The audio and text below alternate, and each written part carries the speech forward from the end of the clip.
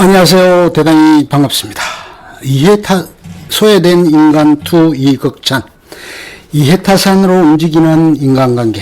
이와 같은 지향형의 발전과 더불어 인간과 인간의 관계도 변화되지 않을 수 없다. 개개인의 자아가 무시되는 것에서는 인간과 인간의 관계가 비상적으로 되기 마련이다. 이리하여 지향형 인간들 사이에서는 전인격적으로 접촉이 없어지게 된다. 인간과 인간이 서로 마음의 문을 열어놓고 전인격적으로 접촉을 하지 못하게 되는 결과 각자는 더욱 고독감을 느끼게 된다. 이러한 고독감으로부터 벗어나려고 하는 사람들은 더 많은 사람들과의 교제와 접촉을 희구한다.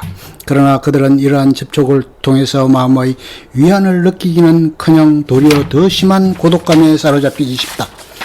그리하여 현대 인간들의 생활에서는 이러한 악순환이 거듭된다. 지향형의 인간에게는 사고 그 자체도 변화되기 마련이다. 사고한다는 것을 사물을 교묘하게 조정할 수 있도록 그것을 파악하는 기능이라고 여긴다. 그리고 사물을 다루는 과정에서 알아야 할 필요가 있는 것은 오직 사물의 표면적 성질, 즉 피상적 성질뿐이며 현상의 본질을 추구함으로써 발전할 수 있는 진실 따위를 일종의 진실 따위는 일종의 폐물이 되어버린다. 요컨대 이러한 지향형 인간에게는 사물을 다루는 과정에서의 사고로서 오직 비교와 양적 측정만이 필요하며 진리라든가 본질을 추구하는 이런 불필요하며 또한 무의미한 것이다. 이러한 상황 아래에서는 지식도 그 자체가 상품이 된다. 이러한 상황 아래에서는 지식 그 자체가 하나의 상품으로 된다. 사고와 지식은 결과를 낳게 하기 위한 도구로 여겨진다. 인간 자신에 대한 지식, 즉 전통적으로 덕과 올바른 삶의 방식 그리고 행복의 조건을 추구해온 심리학은 이제 시장의 연구, 정치의 연구, 광고 등에서 다른 사람을 교묘하게 조작하기 위한 도구로 전락하기에 이른 것이다. 이와 같이 지식 자체가 하나의 상품으로 간주됨으로써 교육도 많은 지식을 불어넣어 주긴 하지만 올바로 사고하는 훈련을 지키지 못한다. 원래 지식은 사물 그 자체에 대한 흥미에서 추구되는 것이 바람직하지만 지향형에 있어서는 그와 정반대로 오히려 그 지식에 의해서 이른바 인격시장에서의 자신의 교환가치가 과연 어느 정도로 정대될 것인가 하는 관심에서 추구되기 쉽다. 따라서 현대의 대학도 인격 도야와 진리의 추구를 주로 하는 전당이 되기보다는 오히려 교환가치를 높이기 위한 장소, 좀 더 좋은 취직이나 결혼 등을 위한 조건을 마련해주는 장으로 변해버린다. 이러한 유형의 사고는 우리들의 교육제도에 분명히 커다란 영향을 미치고 있다. 초등학교로부터 대학원에 이르기까지 학습의 목표는 주로 인격시장의 목적에 도움이 되는 지식이 될수록 많이 터득하는 데 있다. 학생들은 너무 많은 것을 배워야 하므로 생각하기 위한 시간과 에너지는 거의 갖고 있지 못하다. 지식을 터득함으로써 이른바 인격시장에서의 교환가치를 높여보려는 것이 좀 더 훌륭한 교육을 받고 싶다는 주된 동기이다. 우리들은 오늘날 지식과 교육에 대한 비상한 열정이 사람들을 지배하고 있는 모습을 본다. 그런데 동시에 우리들은 인격시장에서의 교환가치가 없다는 이유로서 실제적인 것이 되지 못하며 따라서 현실적으로 도움이 되지 못하는 사고에 대해서는 의심을 품으며 또한 멸시하는 태도로 보이는 것이다. 자아를 상실한 공허한 인간. 위에서 말한 것처럼 사람들이 이른바 인격시장에서 성공을 거두려면 단지 주어진 일을 충분히 수행해 갈 만한 기능과 자질을 가지고 있는 것만으로는 불충분하며 더 나아가서 다른 많은 사람들과의 경쟁 속에서 자기의 인격이 인정되도록 해야 한다. 그리고 이와 같은 인격시장의 경쟁에서 이기느냐 지느냐에 따라서 자기의 가치가 결정된다. 이러한 경쟁에서 다른 사람을 물리치고 팔리게 되면 성공한 사람이 되며 팔리지 못하면 패배한 사람이 된다. 단지 패배자가 됨 뿐만 아니라 아무런 가치도 없는 존재로 전락한다. 또한 자기 자신에 대한 평가나 자신감이라는 것도 인격시장에서의 성공 여부에 달려있기 때문에 끊임없이 동요되기 쉽다. 따라서 인정된 자아의 감정은 없어지게 되며 사람들은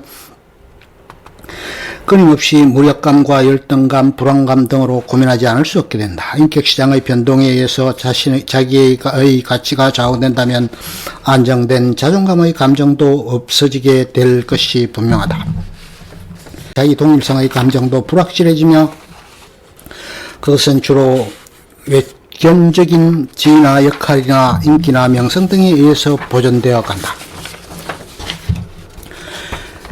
이리하여 사람들은 다른 사람의 기준이나 요구나 가치관이나 기호 등에 대해서는 민감하게 반응을 보이게 되며 또한 반응을 보이지 않을 수 없도록 규정된다.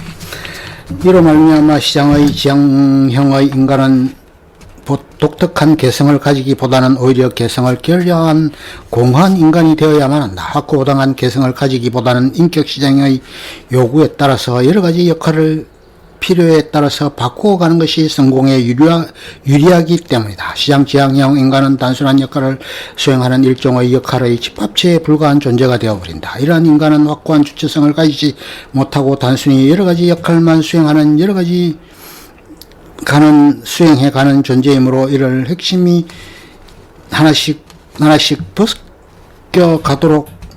벗겨가도 끝내 아무런 핵심도 찾아볼 수 없게 될 것이다. 그러므로 시장 지향형의 인간은 자기 자신을 개성이 뚜렷한 능동적인 주체로서 경험하기보다는 오히려 아무런 핵심도 갖지 못한 공허한 존재로서 체험하기 쉬운 것이다. 맺는 말.